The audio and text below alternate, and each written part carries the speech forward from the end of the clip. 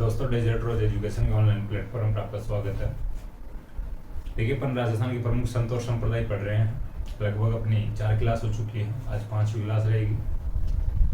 देखिए, रीट वाले स्टूडेंट भी जो अफवाह चल रही है एग्जाम रद्द होने की, पेपर आउट होने की, इन अफवाहों पर ध्यान न देकर आगे अपनी जो भी जिस दिन पेपर है उसकी तैयारी रेगुलर रखिए और आराम से पेपर करिए। फोड़ गया ना पेपर, ठीक है। उद्घाटन एक परीक्षा थी या फर्स्ट पारी की परीक्षा थी, उससे अफवाह आ रही थी कि पेपर आउट हुआ है, पेपर बाहर आ गया है, पेपर लीक हुआ है। जोधपुर में या गहलोत जी के गृह डिस्ट्रिक्ट में ही कुछ हलवाई एक गार्डन में लगे हुए थे और कुछ जीवने वाले भी लगे हुए थे, ठीक है। लेकिन प्रशासन ने फिर भी स्थिति संभाल ली थी टाइम पे और ज़्यादा माहौल खराब नहीं होने दिया था। वैसे सोशल मीडिया का काम होता है अफवाह फैलाना, इसीलिए शायद नेट बंद किया जाता है कि कोई भी बात हो उसको वहीं की वहीं रख लिया जाए। तो आजकल ये ध्यान रखना है कि गार्डन ओनली शादियों के ही काम नहीं आते हैं, पेपर लीक करवाने के भी काम आते हैं। जो सेकंड ग्रेड की परीक्षा हुई थी उसमें बसें ओनली सवारियों के काम नहीं आती थी, उससे पता चला है कि बसें पेपर लीक या पेपर आउट करवाने में भी काम आती है। देखो आगे क्या क्या होता है, कैसे कैसे पेपर आउट होते हैं और कहाँ कहाँ पर होते हैं, किन किन साधनों को यूज में लिया जाता है। सेकंड ग्रेड में बसों को काम में लिया गया था, अभी रीट में एक गार्डन को काम में लिया जा रहा था। कुछ हलवाई यानी जीवने वालों को जिमाने की कोशिश कर रहे थे, लेकिन बीच में ही प्रशासन पहुंच जाता है, ठीक है भाई। तो ये सब मजाक की बात है, लेकिन फिर भी आप आपकी तैयारी को रेगुलर रखिए और आराम से एग्जाम दीजिए। आज बात करते हैं जो एक महिला संत हुए हैं, बड़े संत हुए हैं, मीराबाई। तो मीराबाई की बात करते हैं आज।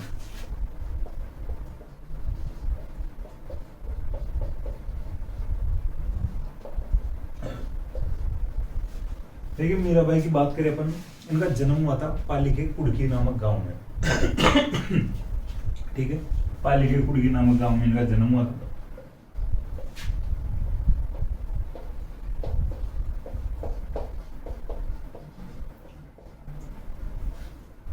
देखिए, इनके पिताजी का नाम रतन सिंह था। ये पाली के बाजोली नामक जो जागीर थी उसके सामंत थे, ठीक है।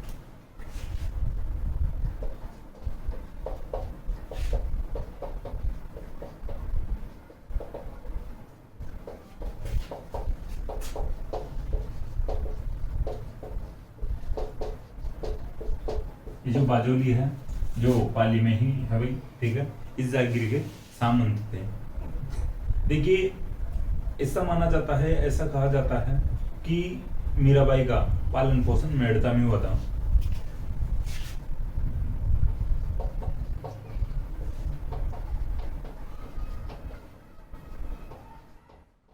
ठीक है, थोड़ा अच्छे से समझना, थोड़ा टाइम लगेगा मीराबाई को पढ़ने में, थोड़ी कहानियां और फैक्ट ऐसे हैं, ठीक है। तो थोड़ा ध्यान देके समझना। पालन पोषण मेड़ता में हुआ था। कैसे मेड़ता में इनका पालन पोषण होता है मैं आपको बताता हूँ। इनकी शादी भी भोजराज जी से हुई थी मेवाड़ में, तो भी मैं बताता हूँ। देखिए, पहले अपन थोड़ा समझने की बात करते हैं किस प्रकार से इनका परिवार था मीराबाई का। देखिए, अपन बात करते हैं जोधपुर के जोधा की, ठीक है। जोधपुर के एक बेटा था, सॉरी, जोधा के एक बेटा था बीका और एक बेटा था दूधा।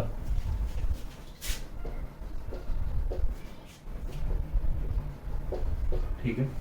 देखिए, बीका तो बीकानेर की स्थापना करता है और बीकानेर चला, यानी बीकानेर जाके बीकानेर की स्थापना करता है। और छोटा बेटा जो दूधा था इसको मेड़ता मिलता है, ठीक है भाई। अपन पहले से बात करते आ रहे हैं, बड़े बेटे राजा बनते थे और छोटे बेटे सामंत बनते थे, ठीक है। तो दूधा मेड़ता मिलता है दूधा को। दूधा के 2 बेटे थे, वीरमदेव और रतन सिंह।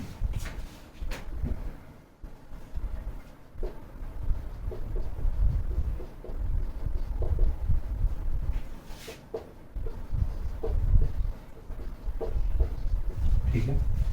वीरमदेव और रतन सिंह। वीरमदेव फिर मेड़ता का राजा बनता है,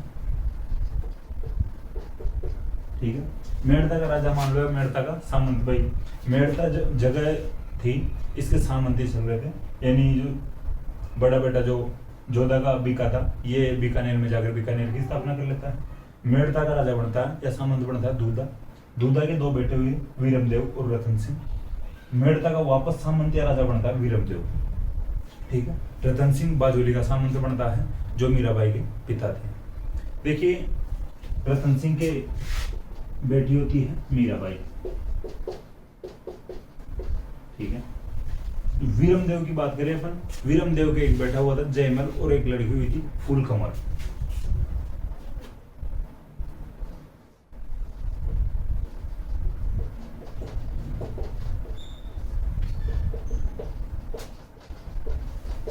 ठीक है, जयमल।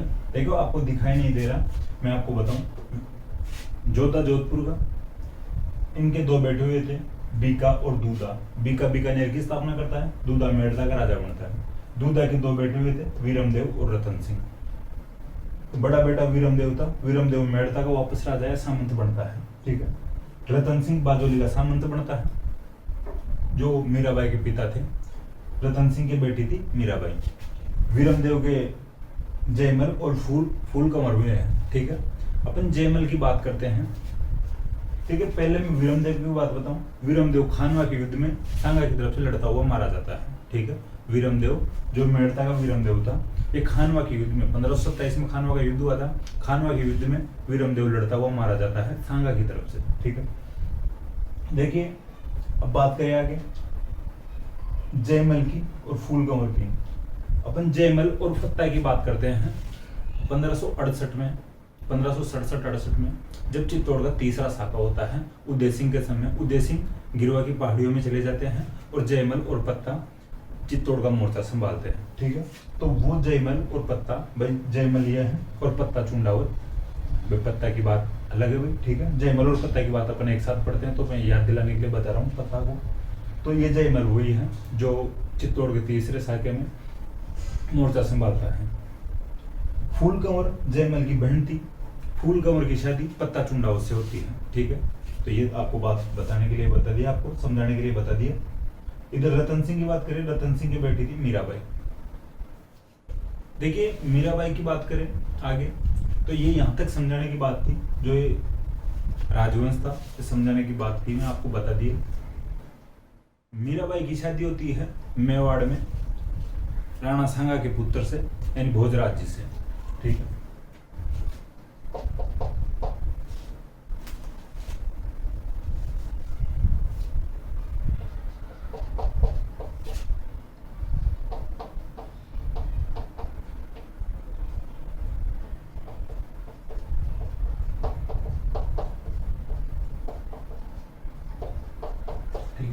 मेवाड़ के राणा सांगा का पुत्र था भोजराज। तो मीराबाई की शादी होती है मेवाड़ के राणा सांगा के पुत्र भोजराज से, ज्येष्ठ पुत्र था भोजराज। देखिए मीराबाई भगवान कृष्ण की भक्त थी। मैं आपको बताऊं किस प्रकार से भक्त बनती है।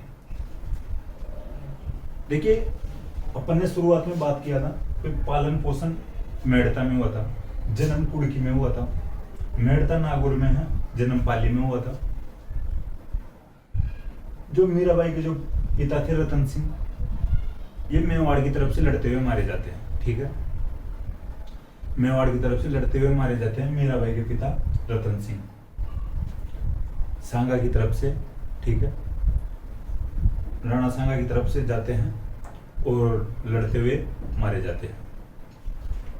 देखिए जब पिता नहीं रहे रतन सिंह, तो यानी मीराबाई को, यानी इनके दादा जो दूधा थे, ये ले आते हैं खुद के पास, यानी मेड़ता ले आते हैं और इनका पालन पोषण मेड़ता में होता है इस प्रकार से।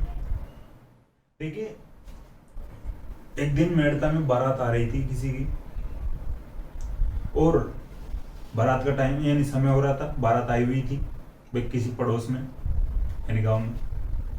तो मीराबाई बालक थी उस समय, बाल्यावस्था में थी भाई, 8-10 साल की, 10-12 साल की रही होगी उस समय।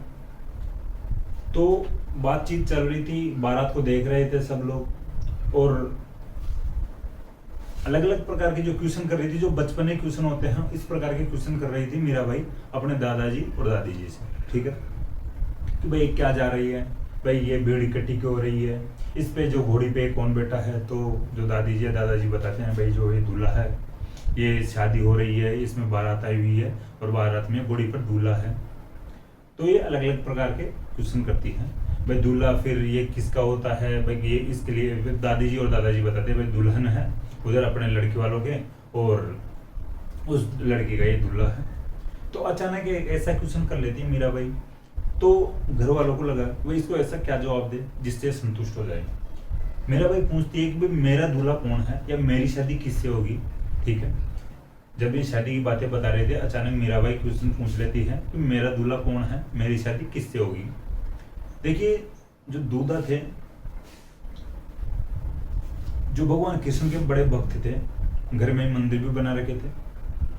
देखिए, मेड़ता की आगे और बात बताऊंगा ना, मेड़ता में भगवान कृष्ण का सर्वाधिक प्रभाव रहा है। ठीक है भाई, अच्छा खासा प्रभाव रहा है। ठीक है, तो दूधा भी भगवान कृष्ण के भक्त थे, दूधा भी भगवान कृष्ण के भक्त थे। तो दूधा मीराबाई को कहते हैं, या मीराबाई की जो दादी थे वो कहते हैं भाई तेरी शादी भगवान कृष्ण से हो रही है और तेरा पति भगवान कृष्ण है। देखिए, मीराबाई उस समय इस बात को सीरियस ले लेती है, और तभी से देखिए जिस घर में जैसा माहौल होता है, बच्चे उसी माहौल को एक्सेप्ट कर लेते हैं। ठीक है, उसी माहौल के अकॉर्डिंग ढल जाते हैं। जैसे किसी के माता पिता या दादा दादी जिस भगवान की पूजा कर रहे हो या ज्यादा बढ़ चढ़ कर पूजा कर रहे हो, तो उनके बच्चे भी उसी धार्मिक प्रवृत्ति के बन जाते हैं या कुछ लक्षण दिखाई देते हैं। ठीक है, तो पूरे तो अगर बच्चा एक्सेप्ट कर रहा है उन बातों को घर वालों की हो, तब तो पूरे लक्षण दिखाई देते हैं, या थोड़े बहुत तो हर किसी के भी यानी लक्षण दिखाई देने लग जाते हैं जिनके घर वाले ज्यादा धार्मिक प्रवृत्ति को हो। तो ठीक है, हालांकि कुछ अपवाद अलग होते हैं, कोई घर वाले ज्यादा ही धार्मिक प्रवृत्ति के हो और कोई बच्चे तो बिल्कुल भी उनको नहीं माने, वो तो एक अलग बात होती है। तो मीराबाई तभी से सीरियस ले लेती है बात को, और भगवान कृष्ण को अपना पति मान के उनकी सगुण भक्ति के रूप में पूजा करती है। ठीक है, आप ये नोट डाल के लिख लेना, ये सेंटेंस इस प्रकार से लिख लेना कि मीराबाई भगवान कृष्ण को अपना पति मान के और सगुण रूप में पूजा करती थी भगवान कृष्ण की। ठीक है, तो ये ध्यान रखना। मैं शादी की बात बता दी, किस प्रकार से अपने आप को कृष्ण की पत्नी मानती है। आगे चलकर इनकी शादी, यानी जो इनकी युवावस्था में शादी होती है फिर, और इनकी शादी करते हैं मेवाड़ के राणा सांगा के पुत्र भोजराज जी से। देखिए, ये शादी कर लेते हैं, मीराबाई भी शादी कर लेती है उनसे, भोजराज जी से मेवाड़ जाते हैं। लेकिन इनको लगता है भाई मैं इस सांसारिक मोह माया से ज़्यादा इंटरेस्टेड नहीं हूँ, इससे संतुष्ट नहीं हूँ। जो परंपराएं चली आ रही है, यानी शादी विवाह की, जो मेरे घर वाले मेरी शादी कर दिया है, मेवाड़ में कर दिया है। मेवाड़ में भोजराज जी को बता दिए थे मीराबाई ने, पर जो ये चक्कर चलता है जीवन का, इसमें शादी विवाह होते हैं, तो मेरे घर वालों ने भी आपसे शादी कर दी है। लेकिन मैं भगवान कृष्ण को मेरा पति मानती हूँ और उनसे मैं बेहद प्रेम करती हूँ, भगवान कृष्ण जी से। मैं भक्तिभाव वाली महिला हूँ, मुझे आप डिस्टर्ब ना करो तो ही ठीक रहेगा। और जो इस सांसारिक मोहमाया में जो विधान है, जो परंपराएं हैं, उनको तो मैं शायद पूर्ण रूप से तो नहीं निभा पाऊंगी, और आप भी शायद मेरा साथ दो तो ठीक है। देखिए, भोजराज बहुत ही अच्छा बंदा था। भोजराज संतुष्ट होता है इस बात से और मना कर देता है मीराबाई को, मुझे कोई प्रॉब्लम नहीं है, आपकी जो भी भक्ति है इसमें मेरी तरफ से कोई इंटरफेयर नहीं होगा, यानी कोई भी व्यवधान नहीं डाला जाएगा, आप आराम से भगवान कृष्ण की भक्ति कीजिए। ठीक, तो मीराबाई आगे भक्ति जारी रखती है अपनी। मीराबाई ये सोच के रही थी भाई मेरा भगवान कृष्ण के अलावा कोई नहीं है। ठीक है, देखिए समय का परिवर्तन होता है और कम उम्र में ही भोजराज जी की मृत्यु हो जाती है। राणा सांगा के पुत्र जो भोजराज थे, इनकी मृत्यु हो जाती है। देखिए वहां उस समय जो सती प्रथा भी चल रही थी, मीराबाई लेकिन सती नहीं होती है। राणा सांगा उस समय जीवित थे, ठीक है। भोजराज की तो कम उम्र में मृत्यु हो जाती है, तो राणा सांगा यानी मीराबाई के ससुर जीवित थे। तो राणा सांगा कहते हैं मीराबाई भक्ति भाव वाली महिला है, भगवान कृष्ण को अपना पति मान रखी है, अच्छे से सेवा कर रही है भगवान कृष्ण की, और इनको भक्ति करने दीजिए, इनको सती होने की कोई आवश्यकता नहीं है, ठीक है। भोजराज जी के साथ या भोजराज के साथ सती नहीं होगी मीराबाई। देखिए आगे भोजराज के बाद में राजा बनता है राणा सांगा का पुत्र रतन सिंह, ठीक है। देखिए कंफ्यूज मत हो ना, मीराबाई के पिता का नाम भी रतन सिंह है और राणा सांगा के ज्येष्ठ पुत्र यानी बड़े पुत्र का नाम भोजराज। भोजराज की मृत्यु हो जाती है तो भोजराज से जो छोटा वाला ही बनेगा वह जो भी अब राजा बनेगा, तो राणा सांगा के जो पुत्र का नाम था रतन सिंह था। रतन सिंह वापस मेवाड़ का राजा बनता है भोजराज के बाद में। देखिए 1531 के आसपास, ठीक है, 1531 में बूंदी के सूरजमल के खिलाफ लड़ता हुआ रतन सिंह भी मारा जाता है, ठीक है। राणा सांगा का बेटा ही था रतन सिंह, भोजराज के बाद में जो राजा बनता है। 1531 में बूंदी के सूरजमल के खिलाफ लड़ता हुआ मारा जाता है। रतन सिंह के बाद में वापस जो राजा बनता है, शासक बनता है मेवाड़ का, विक्रमादित्य बनता है, ठीक है। विक्रमादित्य के समय अपन पढ़ते हैं मेवाड़ में 1535 में चित्तौड़ का दूसरा शाखा होता है, ठीक है। उनकी जो माता थी कर्मावती वो शासन संभालती है, और जो बातें थी अपन पढ़ चुके हैं, उनमें अपने को अभी पढ़ा, यानी उन बातों में नहीं पढ़ना है। किस प्रकार से उमाई को राखी बेचती है, वो आता है कि नहीं आता है, वो अपन पहले बात कर चुके हैं, ठीक है। विक्रमादित्य को याद दिलाने की बात थी तो मैं दिला दी। विक्रमादित्य राजा बनता है रतन सिंह के बाद में। देखिए विक्रमादित्य को भोजराज यानी मीराबाई से थोड़ी प्रॉब्लम होने लग गई थी कि किस प्रकार से मीराबाई भक्ति भाव में डूबी हुई है और उनके भाई के साथ यानी एक प्रकार से तो उनके भाई के साथ भाई सती नहीं होती है या भोजराज के साथ सती नहीं होती है, किस प्रकार से भगवान कृष्ण को अपना पति मानती है, किस प्रकार से भगवान कृष्ण की सेवा करती है। और एक बात और अभी अपने जो गुरु बना रखी थी, रैदास को बना रखे थे मीराबाई,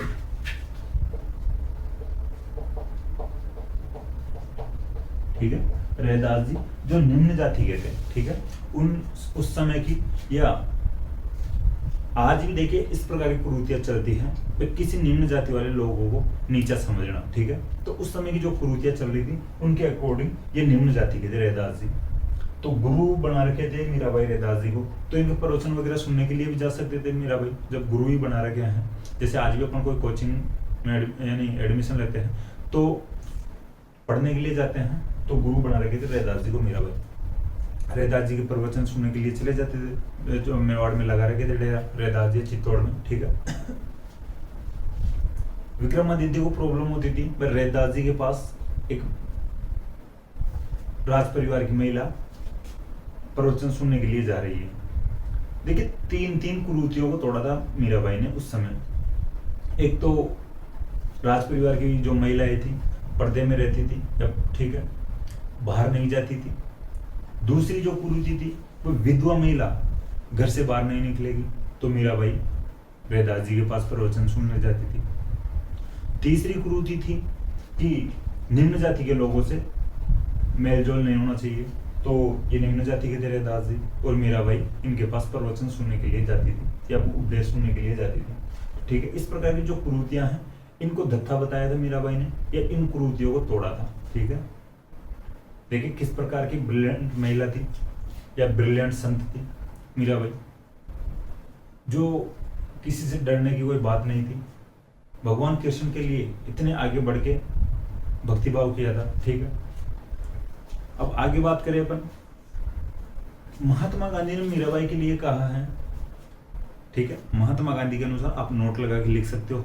महात्मा गांधी के अनुसार मीराबाई अन्याय के खिलाफ संघर्ष करने वाली प्रथम सत्याग्रही महिला है, ठीक है। महात्मा गांधी के अनुसार मीराबाई अन्याय के खिलाफ संघर्ष करने वाली प्रथम सत्याग्रही महिला है। आप लिख लेना ये बात, ठीक है। देखिए विक्रमादित्य ज्यादा परेशान करने लग गया था। विक्रमादित्य की ज्यादा परेशानियों से परेशान होके मीराबाई वापस मेड़ता आ जाती है, और मेड़ता में जयमल इनके भाई थे, ठीक है।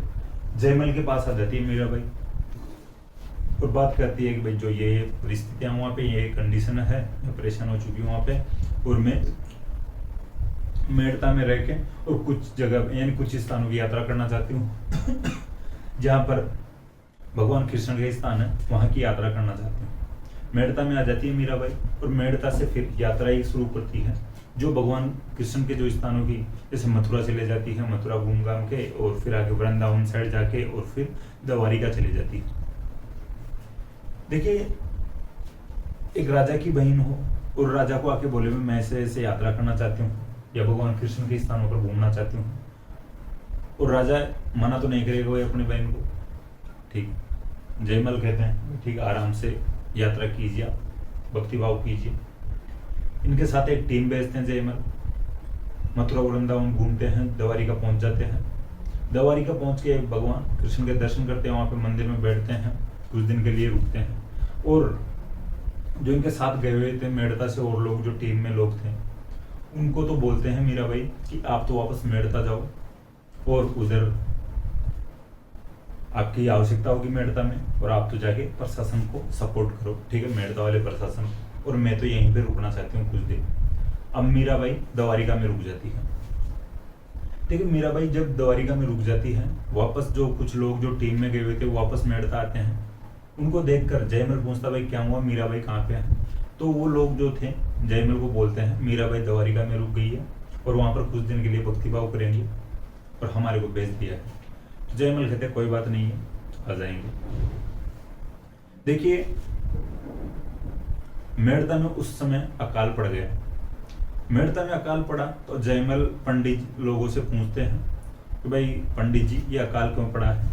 पंडित लोग कहते हैं भाई मीराबाई जैसी विदुषी महिला हो, ऐसी भक्तिभाव करने वाली महिला हो, और वो इस स्थान को छोड़ के कहीं चले जाए तो अकाल नहीं पड़ेगा तो और क्या पड़ेगा, ठीक है। अभी तो अकाल पड़ा है, इतनी सेवा भाव वाली महिला है, वो इस जगह को छोड़ के गई है, तो जाहिर सी बात है अकाल पड़ेगा, और भी कुछ परेशानी आ सकती है। जयमल अपने लोगों को बुलाता है या पंडित लोगों को बुलाता है, 4-5 पंडितों को, और द्वारिका भेजता है कि मीराबाई को जाओ बुला के लाओ, वैसे भी खूब टाइम हो गया है। पंडित लोग द्वारिका जाते हैं और मीराबाई से कहते हैं आपको जयमल जी ने बुलाया है या बॉस ने बुलाया है, ठीक है। मीराबाई कहती है भाई मेरा तो अंतिम समय है और मैं तो अब यहीं रहूंगी और मैं यहीं पे अपने प्राण न्यौछावर करना चाहती हूँ भगवान कृष्ण के चरणों में, ठीक है। पंडित लोग कहते हैं भाई आप चलो, वरना हमें जयमल मार देगा या हमें जयमल सजा देगा। मीराबाई कहती हैं चलो रुको, मैं चलती हूँ, एक बार मंदिर में दर्शन करके आती हूँ, ठीक है। भगवान कृष्ण जी के यानी दर्शन करके आती हूँ। वैसे द्वारका वाले जो भगवान कृष्ण का जो मंदिर है, रणछोड़ मंदिर है, ठीक है। अपन रणछोड़ मंदिर की बात कर रहे हैं, द्वारिका में रणछोड़ मंदिर है। देखिए, मीराबाई दर्शन करने के लिए जाते हैं और वापस नहीं आते हैं, ठीक है। उन पंडितों के पास वापस नहीं आते हैं। कुछ ज्यादा ही समय लगा तो एक पंडित जाकर देखता है तो उसको एक अजीब सी घटना दिखाई दी वहां पे। मीराबाई दिखाई देती नहीं है वहां पे, और मीराबाई की जो चुनरी थी या ओढ़नी थी, ठीक है, वो धीरे धीरे भगवान कृष्ण की मूर्ति में समाहित हो रही थी, ठीक है। तो ऐसा कहा जाता है कि मीराबाई तो कंप्लीटली समाहित हो चुकी थी और उनके जो कपड़े थे या चुनरी या ओढ़नी थी वो भी धीरे धीरे भगवान कृष्ण की मूर्ति में समाहित हो रही थी, ठीक है। तो ये थोड़ा ध्यान रखना, क्वेश्चन बनेगा। मीराबाई को राजा देख द्वारिका के रणछोड़ मंदिर में, देखिए पहले स्टेटमेंट लिख लो आप या सेंटेंस लिख लो। द्वारिका के रणछोड़ मंदिर में मीराबाई भगवान कृष्ण की मूर्ति में समाहित हो गई। ऐसा किस मंदिर के लिए कहा जाता है कि मीराबाई भगवान कृष्ण की मूर्ति में समाहित हो गई थी? तो द्वारिका के रणछोड़ मंदिर में समाहित हो गई थी। ऐसी किस महिला संत के लिए कहा जाता है कि भगवान कृष्ण की मूर्ति में समाहित हो गई थी? मीराबाई के लिए कहा जाता है, ठीक है। तो ये ध्यान रखना। तो मीराबाई अपनी जीवन लीला यानी भगवान कृष्ण के चरणों में समाप्त कर लेते हैं। देखिए किस प्रकार से प्रेम किया होगा भगवान कृष्ण से। एक छोटे से शब्द या छोटी सी बात से प्रभावित होके, यानी वहां से कि जो दादा दादी को बारात के लिए पूछते हैं और वहां से भगवान कृष्ण को अपना पति मान लेते हैं और बेपनाह प्रेम करते हैं, मोहब्बत करते हैं भगवान कृष्ण से।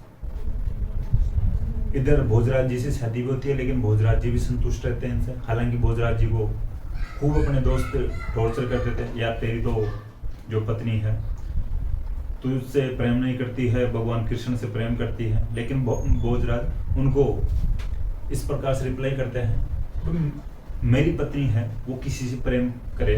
पहली बात तो ये आपको कोई अधिकार नहीं है कि मेरी पत्नी पर आप कमेंट करो। और दूसरी बात यह है कि जब मेरी टक्कर भगवान कृष्ण से है या मेरे प्रेम की टक्कर भगवान श्री कृष्ण से है, कोई छोटे मोटे आदमी से, आम आदमी से तो है नहीं। और भगवान से जब मेरे प्रेम की टक्कर है तो मुझे कोई प्रॉब्लम है नहीं। आगे जो भी होगी वो देखा जाएगा। आपको ज्यादा राय बांटने की या ज्ञान बांटने की आवश्यकता है नहीं, ठीक है। तो दोस्त भी टॉर्चर करते हैं भोजराज को, लेकिन वो मीराबाई से संतुष्ट रहते हैं। राणा सांगा भी संतुष्ट थे, भोजराज भी संतुष्ट थे, ठीक है। रतन सिंह भी संतुष्ट थे। हालांकि विक्रमादित्य आके कुछ परेशानियां पहुंचा रहे थे या परेशान कर रहे थे मीराबाई को, ठीक है। अपन यहां तक बात कर लिया है।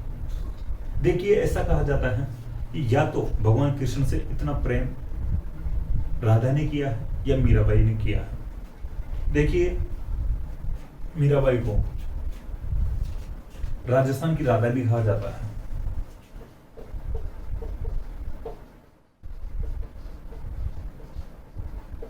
ठीक है। भाई राधा ने या राधा जी ने भगवान कृष्ण से इस प्रकार से प्रेम किया है, उसी प्रकार से मीराबाई ने भी किया है। कुछ बढ़ के ही किया अगर माने तो, ठीक है। किस प्रकार से मूर्ति में समाहित हो जाते हैं। भाई जो जनश्रुतियां हैं, किंवदंतियां हैं, इनके अनुसार जो बात बता रहा हूं मैं आपको, मीराबाई किस प्रकार से मूर्ति में समाहित हो जाते हैं। इसी वजह से राधा जी की वजह से राजस्थान की राधा कहते हैं मीराबाई को। क्वेश्चन बनेगा राजस्थान की राधा किस महिला संत को कहा जाता है, तो मीराबाई को कहा जाता है, ठीक है। देखिए मीराबाई की पुस्तकों की बात करें अपन, ठीक है। कुछ पुस्तकें भी लिखी थी मीराबाई ने। एक जो पुस्तक लिखे थे पदावली, यहां पे लिखने की कोशिश करूंगा, ठीक है। पदावली एक पुस्तक थी, गीत गोविंद,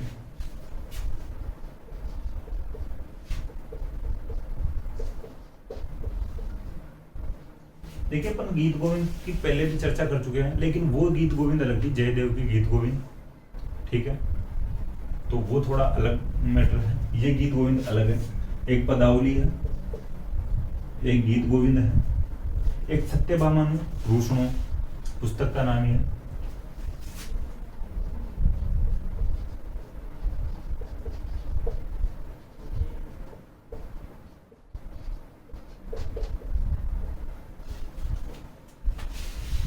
देखिए आपको नहीं दिख रहा हो तो एक बार मैं वापस बोल देता हूँ, सत्यभामानु रूषणो। ऐसा माना जाता है सत्यभामा भगवान कृष्ण के पत्नी थे और ये भगवान कृष्ण से एक बार रूस गए थे, तो वो कहानी इस पुस्तक में है, ठीक है। तो सत्यभामानु रूषणो, पदावली और गीत गोविंद। देखिए रुक्मणी मंगल भी एक पुस्तक है, यहाँ पे लिखता हूँ,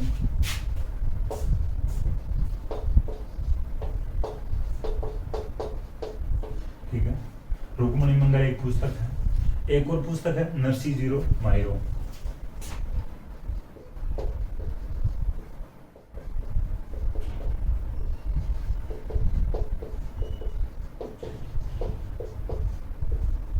ठीक है। नरसी जीरो मायरो, रुक्मणी मंगल। देखिए 5 पुस्तकें हो गई है, पदावली, गीत गोविंद, सत्यभामानु रूषणो, रुक्मणी मंगल और नरसी जीरो मायरो। लेकिन नरसी जीरो मायरो ये रत्नाखाती के सहयोग से लिखी गई है, ठीक है। मीराबाई ने नरसी जीरो मायरो पुस्तक को रत्नाखाती के सहयोग से लिखा था, ठीक है। क्वेश्चन बन सकता है नरसी जीरो मायरो मीराबाई ने किसके सहयोग से लिखा था या किसके सहयोग से लिखी थी, ठीक है। रत्नाखाती के सहयोग से लिखी गई है। देखिए जो ये पुस्तक है नरसी जीरो मायरो, ये बचपन से आपको इसके भजन वगैरह या इसके वीडियो वगैरह आप देख लिए होंगे पहले बचपन में ही। इसमें एक भात या मायरा की बात है या कहानी है, ठीक है। एक बार एक पिता था, गरीब पिता था, एक गरीब किसान था। उसकी बेटी उसको यानी उसके बच्चों की शादी में नोचने के लिए आती है। न्योतना बोलता है भाई ठीक है। जैसे देखिए, आप अलग अलग क्षेत्र के हो सकते हो, तो क्षेत्रों के अनुसार ये अलग अलग शब्द होते हैं। भात नूतना या भात न्योतना। एक प्रकार से बेटी अपने पिताजी के यानी अपने बच्चों की शादी का निमंत्रण पहुंचाने गई। उस जो अब बेटी का जो बाप होगा वो भात भरेगा या मायरा भरेगा या भाई भरते हैं। देखिए, जो पिता था उसके पास भात भरने का या मायरा भरने के पैसे को जुगाड़ नहीं था। देखिए, वो भगवान कृष्ण का भक्त था, ठीक है। वो लेकिन फिर भी भगवान कृष्ण को याद करके भात भरने के लिए आ जाता है। हालांकि उसके पास कुछ भी जुगाड़ नहीं था। और वो रास्ते में सोचता सोचता पहुंचता है, आज मेरी बात खराब होगी और आज मुझे कोई नहीं बचा सकता है। मेरी जो रिश्तेदारी में मेरी बात खराब होगी, मेरे पास कोई जुगाड़ नहीं है पैसों का। उनसे एक बंदा लिफ्ट लेता है और उसको पता चल जाता है भाई इसके पास मायरा भरने या भात भरने का पैसों का जुगाड़ नहीं है। देखिए, भगवान कृष्ण के रूप में उसने उस पिता की हेल्प की थी और उसका भात बढ़ता है या मायरा बढ़ता है, ठीक है। नरसी जीरो मायरो, ये थोड़ा ध्यान रखना। इस प्रकार की जो कथा है मैं आपको सुना दिया हूँ समझाने के लिए बात, ठीक। तो भगवान कृष्ण उस जो लड़की का पिता था या बेटी का पिता था उसकी हेल्प करते हैं भात बढ़ने या मायरा में, ठीक है। तो देखिए, भगवान कृष्ण के खूब चमत्कार हुए हैं। इधर मीराबाई की और कृष्ण जी की बात बता दी मैं आपको। मेड़ता की और बात में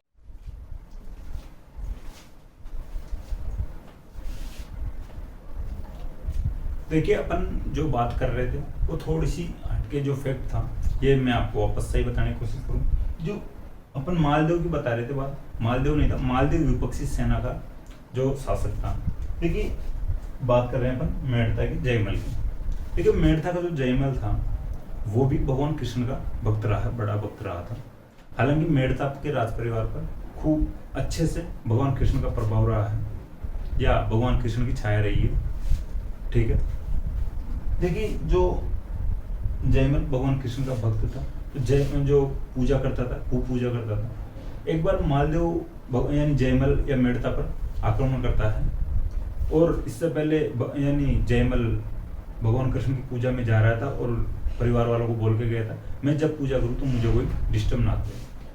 तो जयमल के सेनापतियों को लगता है भाई जो मालदेव की सेना आक्रमण करने के लिए आ चुकी है और वो आक्रमण करेगी, तो इनके पास आते हैं जयमल के पास। लेकिन आज वो जो गेट कीपर थे, वो जो मंत्री थे, वो मना कर देते हैं भाई अभी पूजा में बैठे हुए हैं और अभी नहीं आ सकते या डिस्टर्ब नहीं करोगे आप इनको। जो सेनापति थे जयमल की माताजी को बोलते हैं, माताजी वो जो मालदेव की सेना आ गई है, विपक्ष की सेना आ गई है, वो आक्रमण कर रही है, तो आप कुछ जाके बोलो।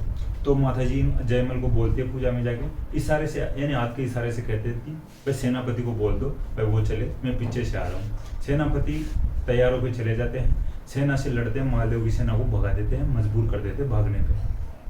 देखिए, जब ये जीत कर आ जाते हैं जो सेनापति थे जो खुद के दम पे, ये वापस जयकारे लगाते हुए या नारे लगाते हुए आते हैं। जयमल पूजा से उठ के बाहर जाता है और नारों की आवाज सुन के और पूछता भाई क्या हुआ, तो ये कहते हैं भाई अपने जीत गए हैं, मालदेव की सेना को भगा दिए हैं और आपके अच्छे प्रयासों से अपन जीत गए हैं। तो जयमल कहता मेरे अच्छे प्रयास, मैं तो यहाँ पे था। तो जो सेनापति थे भाई नहीं आप तो ऐसे मजाक कर रहे हो, आप वहाँ पे थे, आप ही तो लेफ्ट राइट कर रहे थे, हमें इशारा दे रहे थे या ऑर्डर दे रहे थे भी इधर से लड़ो, उधर से लड़ो, सामने से लड़ो, आगे से लड़ो, ठीक है। इस प्रकार की बातें या मोटिवेट कर रहे थे हमें। जयमल को लगता है यार ऐसा मैं तो गया नहीं, मैं तो यहाँ पे पूजा में बैठा था। जो सेनापति लोग थे इनके, वो कहते हैं नहीं आप ही थे वहाँ पे और आप लड़ रहे थे और आप नहीं होते तो आज हम जीतते नहीं। जिद्दी करते सेनापति, जयमल खुद विश्वास नहीं कर पाता। जयमल अंदर जाता है भगवान कृष्ण की मूर्ति के सामने, ये हक्का बक्का रह जाता है जयमल। इनको दिखाई देता है भगवान कृष्ण की मूर्ति से पानी टपक रहा है, यानी पसीना टपक रहे हैं, किसी बंदे के पसीने टपके उस प्रकार से पानी टपक रहा था। जयमल को लगता है यार भगवान कृष्ण ने किसी न किसी रूप में सहायता की है, और इनको लगा, ये एक बात और नोटिस करते हैं जयमल कि भगवान कृष्ण की मूर्ति उस समय दोनों कानों में दोनों यानी कुंडल पहन रखे थे, और उस समय एक कान में कुंडल नहीं है। तो वापस तो युद्ध स्थल पर जाते हैं जयमल और देखते हैं तो वहां पर वो जो मूर्ति का एक कुंडल मिलता है। ठीक है, देखिए तो इस प्रकार से भगवान कृष्ण का खूब प्रभाव रहा है, और मेड़ता वाले भगवान कृष्ण की पूजा भी आस्था भी रखते थे भगवान कृष्ण। और अगर कोई कहानी सुनाने की कोशिश करूं तो जो कर्माबाई वाली, ठीक है, जो एक भाई मेड़ता का एक किसान परिवार था, जो किसान दंपति थे, वो कहीं बाहर जा रहे थे, वो भगवान कृष्ण की खूब पूजा करते थे, और 10-15 दिन के लिए बाहर जाने की कोशिश कर रहे थे, भाई प्लानिंग कर रहे थे टूर की। उनकी एक छोटी बच्ची थी 10-12 साल की, कर्माबाई का कर्मा नाम था उसका, ठीक है। तो वो बाहर जाते हुए कर्मा को बोल के जाते हैं कि हम तो बाहर जा रहे हैं, 10-15 दिन में आएंगे, और तू घर को संभालना, घर के जो भी काम है तू संभालना, और भगवान कृष्ण की डेली सुबह सबसे पहले पूजा होनी चाहिए, भोग लगना चाहिए, उसके बाद में ही तू खाना खाएगी। कर्माबाई ठीक है भाई, कर लेंगे। कर्माबाई डेली यानी सुबह यानी जो पहले वाले दिन खिचड़ा बना दी भाई, उस साइड जो बाजरा होता था, मारवाड़ में बाजरा होता है ज्यादातर, अब वो में खिचड़ा बना दी कर्माबाई, खिचड़ा लाके भगवान कृष्ण की मूर्ति के आगे रख दी, और वो कह देती है भाई ठीक है भगवान कृष्ण जी आप खाओ, आज मम्मी पापा तो है नहीं, मैंने आपके लिए भोग बना दिया, फिर मैं आके थोड़े बहुत काम कर लेती हूँ और वापस आके देखती हूँ, फिर आपके बर्तन वर्तन मांज के फिर वापस मैं भी खाना खा लूँगा। वापस आके देखती है कुछ समय बाद में वो खिचड़ा वैसे की वैसे, फिर बोलती है भाई ठीक है थोड़ा बहुत घी कम पड़ गया होगा, मम्मी पापा ने आपको ज़्यादा घी खिला के माथे के ऊपर बिठा लिया है, तो थोड़ा बहुत घी और डाल जाती हूँ, अब की बार खा लेना, मैं वापस आ रही हूँ, एक बार और काम कर आती हूँ बाहर जाके। वापस आके देखती खिचड़ा वैसी की वैसे। मीरा बाई कहती है भाई, सॉरी कर्माबाई कहती है भाई ऐसी क्या बात हो गई है, आप शायद मेरे से नाराज हो या मम्मी पापा से ही खाओगे, लेकिन वो तो 10-12 दिन बाद आएंगे, और मेरे को ये और बोल के गए भाई तू खाना, इनके खाना खाने के बाद ही खाना, ठीक है, कि भगवान कृष्ण जी को भोग लगा के इनको खाना खाने के बाद में ही तू खाना खाना। तो मेरा सॉरी कर्माबाई उन्हीं के आगे बैठ गई, और आज तो आपको खाना ही पड़ेगा, और आपको अगर शर्म वरम आ रही हो तो पर्दा डाउन कर लो और खा लो। थोड़ी देर में पर्दा डाउन यानी हटा के देखे वो खिचड़ा वैसे हुई। उस समय बाद 3-4 बज गए शाम के, तो भगवान कृष्ण जी को लगा आज बालिका मारी जाएगी मेरे चक्कर में, और फिर अंत में भगवान कृष्ण जी ने खिचड़ा खा लिया, यानी भगवान वो खिचड़ा वहां से गायब हो जाता है। डेली वही दिनचर्या होती, कर्माबाई खिचड़ा बना देती, भगवान कृष्ण खा लेते, घी डाल देती आराम से। अब देखिए 10-12 दिन बाद में वापस जो किसान दंपति आया, उस यानी कर्माबाई के माता पिता आए, वो सबसे पहले देखे रसोई में जाके, उनको पता चला कि भाई घी गए थे तो साफ है। डायरेक्ट यही माइंड में आता है, या तो कर्मा खा गई या कोई जानवर खा गया या भैंस दी होगी, यही होता है। और आजकल भाई सब लोगों की जो मम्मियाँ होती हैं, वो अगर रसोई में सबसे ज़्यादा इम्पोर्टेंट चीज़ माने तो घी को ही मानते हैं, ठीक है। तो कर्मा को बुलाते हैं भाई कहाँ गया घी, तो वो कहती है भाई आपके भगवान कृष्ण खा गए, मैं इनको खिचड़ा खिलाती हूँ डेली, खिचड़े में मिला के खा गए। तो उनके मम्मी पापा यानी मम्मी को बात पची नहीं, वो अपने पति को बुलाती है, कर्मा के पिता को बुलाती है, भाई ये कैसी बहकी की बातें कर रही हैं, ये बोल रही है कि भाई भगवान कृष्ण खा गए। वो उसको सही तरीके से पूछते हैं भाई, वो फिर भी कहती है भाई भगवान कृष्ण ने खा लिया, और मैं आप नहीं मान रहे हो तो कल सुबह ही देख लेना, मैं खिला दूंगी। दूसरे दिन सुबह जो बच्ची ने किया, कर्मा ने किया, उसकी जो तपस्या को देख के भगवान श्री कृष्ण वापस खिचड़े को खा लेते हैं। कर्मा ने रिक्वेस्ट की आज मेरी बात रख लेना, चोरी का इल्जाम लगा रहे हैं मम्मी पापा। भगवान कृष्ण खिचड़े को साफ कर देते हैं, खिचड़ा गायब हो जाता है। दंडवत प्रणाम करते हैं कर्मा के पिता कर्मा के चरणों में कि मैंने 40 साल तक आज तक सेवा की है भगवान कृष्ण की, ऐसी घटना मैंने तो आज तक देखी नहीं, तूने 10-12 दिन में ऐसी क्या सेवा की है जो एक खिचड़े को ही साफ करने लगे, इस प्रकार से खाने लगे। हम तो भोग के नाम पे पहले रखते थे आगे और उठा के बच्चों को बांट देते थे। तो इस प्रकार की जो कहानियां हैं भगवान कृष्ण जी की और मेड़ता की या नागौर, ठीक है, तो ये ध्यान रखना, ये जो कहानियां हैं भगवान कृष्ण का चमत्कार है आज भी भारत में गंगा जी को सबसे ऊपर माना जाता है, गाय माता को सबसे ऊपर माना जाता है, और गोविंद को यानी भगवान कृष्ण को ऊपर माना जाता है। गाय, गोविंद और गंगा भारत में कभी भी शायद आने वाली पीढ़ियों में भी नहीं भुलाई जाएंगे। और कोई जो परंपरा है और कोई जो छोटे मोटे जो भी रीति चली आ रही है उनको बुला दिया जाए चाहिए, लेकिन भारत में गाय, गंगा और गोविंद को शायद कभी नहीं बुलाया जाएगा। ठीक है, तो यही बात थी मीराबाई। देखिए अब आगे और बात करें तो ये मीराबाई हो चुकी हैं कंप्लीट। अपने मीराबाई के जो भी फैक्ट है वो आप थोड़ा ध्यान रख लिया करो। देखिए ज़्यादा फैक्ट है, कहानियाँ बड़ी है, इनकी जो कहानी थी जो भगवान कृष्ण से प्रेम की, ये भी बहुत इंपॉर्टेंट है, इसलिए इनके ट्यूशन बनना भी थोड़ी जाहिर सी बात है, ट्यूशन बनी जाते हैं इनसे।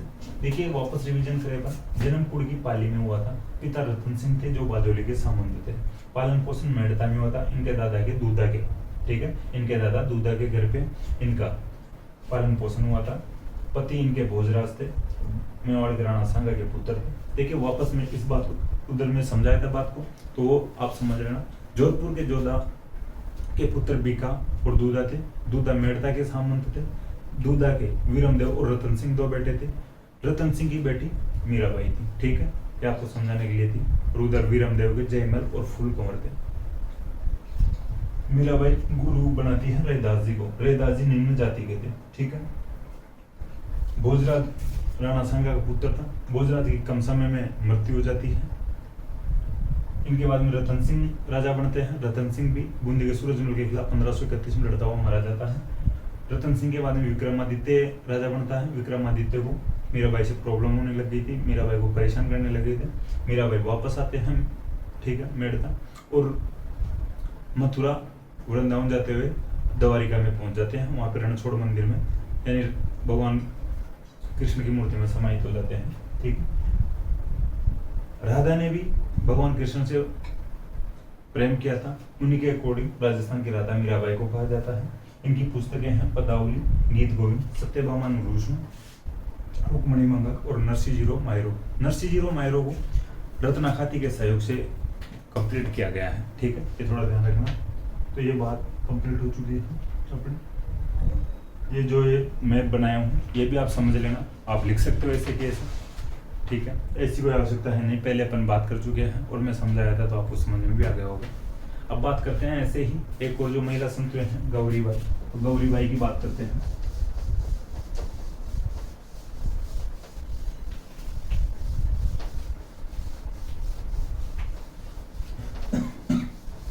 देखो वो गाना भी आपने सुना होगा बचपन में, जो अभी मैं कर्माबाई वाली बात सुना रहा था, घी वाली, जो भगवान कृष्ण खींचड़ा करते हैं।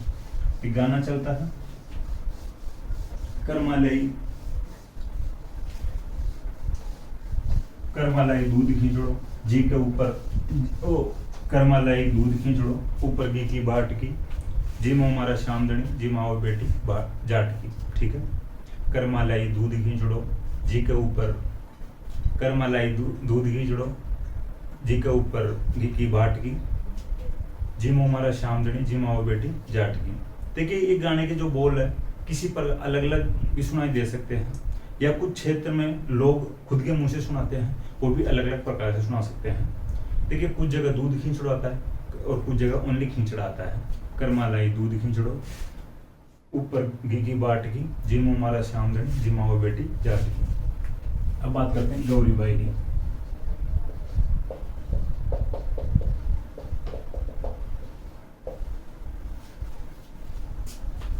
देखिए इनको वागड़ की मीरा कहा जाता है। गौरीबाई को वागड़ की मीरा कहा जाता है।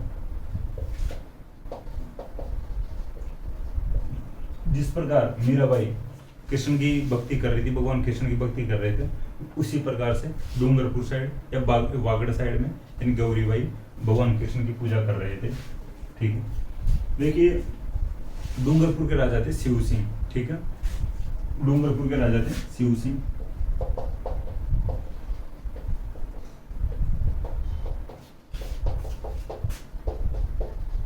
डूंगरपुर के राजा शिव सिंह ने गौरीबाई को बाल मुकुंद मंदिर बनवा कर दिया था।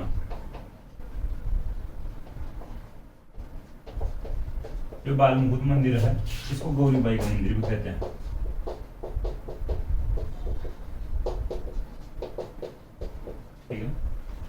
डूंगरपुर के राजा शिव सिंह ने गौरीबाई को बाल मुकुंद मंदिर बनवा कर दिया था, और बाल मुकुंद मंदिर को गौरीबाई का मंदिर भी कहते हैं।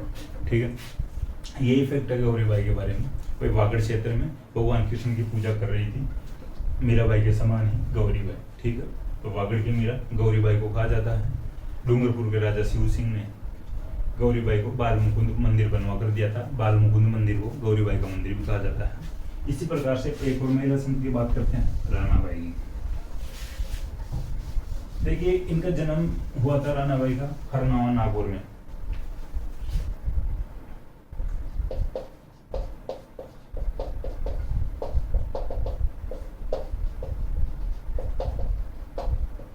नागौर में एक स्थान है या गांव का नाम है हरनावा, यहाँ पर जन्म हुआ था।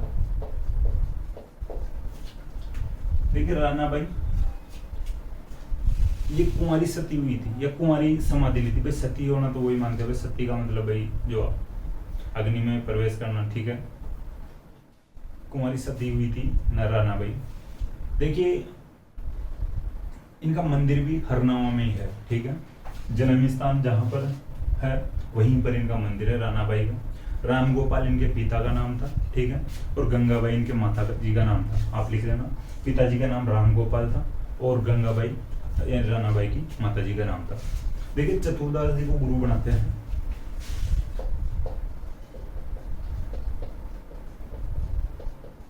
ठीक है, गुरु चतुरदास जी को बनाते हैं और इनको राजस्थान की दूसरी मीरा कहते हैं। ठीक है, राजस्थान की जो दूसरी मीरा इनको कहते हैं।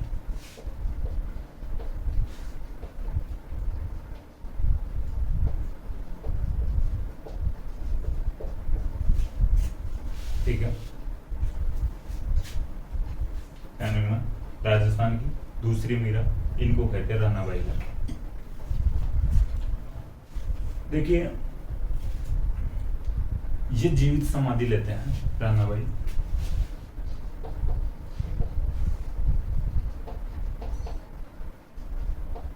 ठीक है, जीवित समाधि लेते हैं रानाबाई। देखिए, ये एकमात्र महिला संत है रानाबाई जो जीवित समाधि लेते हैं या कुंवारी समाधि लेते हैं। ये कुंवारी थे, इनकी शादी नहीं हुई थी, तो एकमात्र महिला संत है जो कुंवारी समाधि लेते हैं। ठीक है, देखिए, इनका जो मेला लगता है भाद्रपद शुक्ल त्रयोदशी को लगता है।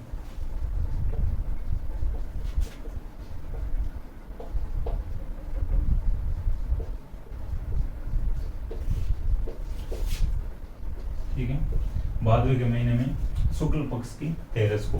ठीक है, भाद्रपद शुक्ल त्रयोदशी। देखिए, अब रानाबाई की और बात करें अपन तो अहमदाबाद युद्ध में जोधपुर के राजा या मारवाड़ के राजा अभय सिंह गए थे। ठीक है, सर बुलंद खान के खिलाफ लड़ने के लिए। जोधपुर या मारवाड़ के राजा अभय सिंह अहमदाबाद में सर बुलंद खान के खिलाफ लड़ने के लिए जाते हैं, और उस समय सर बुलंद खान के खिलाफ लड़ने के समय अभय सिंह रानाबाई को याद करते हैं कि मेरी रक्षा कीजिए या मेरी हेल्प कीजिए। तो रानाबाई अभय सिंह की हेल्प करते हैं या सहायता करते हैं। अहमदाबाद के युद्ध में जोधपुर या मारवाड़ के राजा अभय सिंह की सर बुलंद खान के खिलाफ रानाबाई सहायता करते हैं। ठीक है, ये ध्यान रखना। 3 फैक्ट आते हैं। अहमदाबाद के युद्ध में सर बुलंद खान के खिलाफ अभय सिंह की सहायता कौन करते हैं? रानाबाई करते हैं।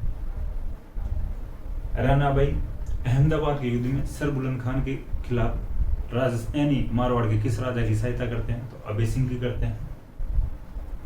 क्या रानाबाई अहमदाबाद के युद्ध में सर बुलंद खान के खिलाफ किस रियासत के राजा की सहायता करते हैं? तो मारवाड़ या जोधपुर रियासत के राजा की सहायता करते हैं।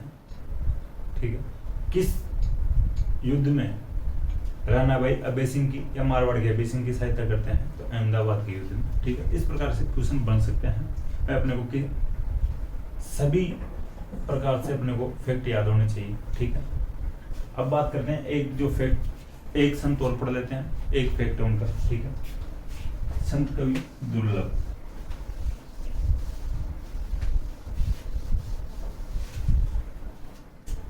भक्त कवि दुर्लभ या संत कवि दुर्लभ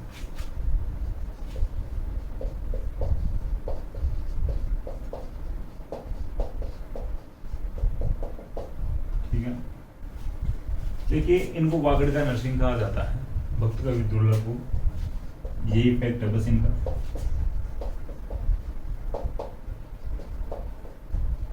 ठीक है, भक्त कवि दुर्लभ, भाई दुर्लभ आदि में रहे होंगे। ठीक है, तो इनको वागड़ का नरसिंह कहा जाता है। ठीक है, एक इफेक्ट है इनका, भक्त कवि दुर्लभ। क्वेश्चन बनेगा वागड़ का नरसिंह किसे कहा जाता है? भक्त कवि दुर्लभ, या भक्त कवि दुर्लभ को और किस नाम से जाना जाता है? 3 ऑप्शन अलग होंगे और एक वागड़ का नरसिंह हो, तो अपने को वागड़ का नरसिंह करना है। देखिए क्वेश्चन भी सोल्व किया करो या थ्योरी ढंग से पढ़ा करो, ज्यादा टफ क्वेश्चन नहीं आते हैं, बस थोड़ा समझने का फेर होता है। ठीक है, तो क्वेश्चन किसी प्रकार से बन सकते हैं, लेकिन बस अपने को समझ आना चाहिए क्वेश्चन। ठीक है, शायद अपनी आगे जो 2 क्लासेज में इस संत संप्रदाय ये कंप्लीट हो जाएंगे। ठीक है, तो दोस्तों मुझे आशा है क्लास आपको पसंद आएगी। क्लास अगर आपको पसंद आए तो क्लास को लाइक करें, कमेंट करें और अपने दोस्तों के साथ शेयर करें। थैंक यू दोस्तों।